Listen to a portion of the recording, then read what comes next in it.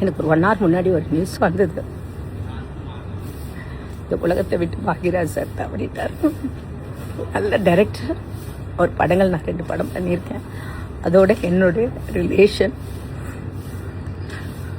ரிலேஷனோட such a great person, human being, நல்ல director. நான் இப்போ இங்கே டெல்லியில் இருக்கிறனால எனக்கு ஒன்றும் பண்ண முடியல சார். Sorry, miss you.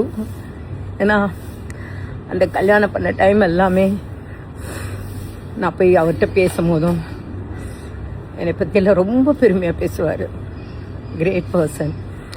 அந்த நாட்கள் மறக்க முடியாது. அந்த ஃபேமிலியோட நாட்களும் சரி, அவரோட நான் படம் பண்ணதும் சரி, அவரோட பேசின விதம், யாரையுமே ஹர்ட் பண்ணி பேச மாட்டார். ரொம்ப நல்ல மனிதர். இந்த மாதிரி ஒரு வர வர நல்ல மனிதருக்கு நம்மளை விட்டு போகிறாங்க சொல்ல மனசு ரொம்ப ரொம்ப கஷ்டமாக இருக்குது. பாரதிராஜா சார், பாக்யராஜ் சார் நினச்சே பார்க்கல. எனக்கு இப்போ என்னென்னா, டெல்லியில் இருக்கேனே, என்னால் போக முடியல சுச்சுவேஷனில் இருக்குது. கீர்த்திட்ட பேசினேன், எல்லாத்தையும் பேசினேன். பட் என்ன சொல்கிறது, ஆறுதல் சொல்ல முடியாது.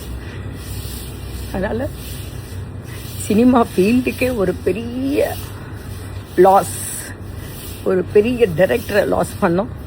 எங்களுக்கு எங்கள் ஃபேமிலியில் ஒருத்தரை மிஸ் பண்ணோம். ஒரு நல்ல மனிதரை மிஸ் பண்ணியிருக்கோம்னு சொல்லும் போது பாக்யராஜ் சார். குஷியுடைய மேரேஜ் கூட நான் சங்கீத் அண்ட் மெஹந்திக்கு போயிருந்தேன். கல்யாணத்துக்கு வராருன்னு சொல்லும்போது என்னால் இருக்க முடியல, டெல்லி வந்தனால. இப்போ நான் ஃபீல் பண்ணுறேன், ஐயோ அங்கே இருந்திருந்தாலும் அவர்கிட்ட நான் பேசியிருப்பேனே அப்படின்னு ரொம்ப மிஸ் பண்ணுறேன் சார். Lot sir. பூர்ணிமா சாருக்கும் சரி, பூர்ணிமா மேம் சரி, சாந்துனு சரி, கீர்த்தி சரி, அவங்க ஃபுல் ஃபேமிலி, என்ன சொல்கிறது தெரியல. Miss you sir. Bhagyaraj sir, you are great great sir. Thank you sir. No தேங்க்யூன்னு சொல்ல முடியல, ஏதோ வளருது வாய், பார்த்தே இல்லை. ஏன் சார் இவ்வளோ ஃபஸ்ட் டைம்லாம் விட்டு போனீங்க? சினிமா ஃபீல்டு நல்லா இருக்குன்னு இந்த மாதிரி ஒரு நல்ல நல்ல ரைட்டர் டைரக்டர்ஸ்லாம் இருக்காங்க. Miss you sir, miss you sir.